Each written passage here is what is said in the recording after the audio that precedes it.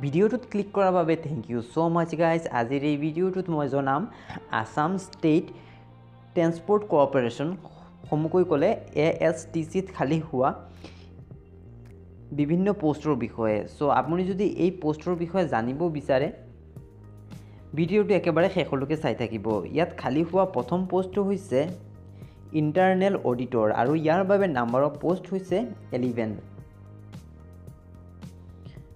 আৰু ইয়াৰ বাবে education qualification উল্লেখ কৰিছে।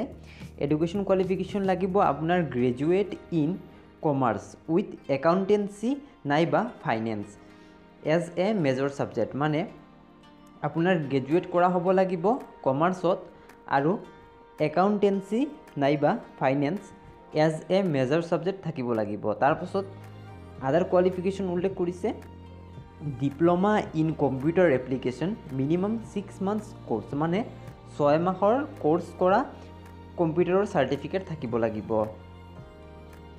তাৰপাছত উল্লেখ কৰিছে পে, মানে আপোনাৰ চেলাৰী হ'ব 5,200ৰ পৰা 20,200ৰ ভিতৰত আৰু গ্ৰেড পে থাকিব আপোনাৰ 3,300। নেক্সট পোষ্ট হৈছে ফৰিমেনৰ আৰু ইয়াৰ বাবে নাম্বাৰ অফ পোষ্ট হৈছে 7, মানে টোটেল 18টা পোষ্ট খালী হৈছে ASTCত আৰু ইয়াৰ বাবে এডুকেশ্যন কোৱালিফিকেশ্যন লাগিব আপোনাৰ ডিপ্ল'মা ইন ইঞ্জিনিয়াৰিং অটোমোবাইল নাইবা মেকানিকেল। তাৰপাছত উল্লেখ কৰিছে আদাৰ কোৱালিফিকেশ্যন হ'ব লাগিব diploma in computer application minimum 6 months course কৰা চাৰ্টিফিকেট থাকিব লাগিব কম্পিউটাৰৰ।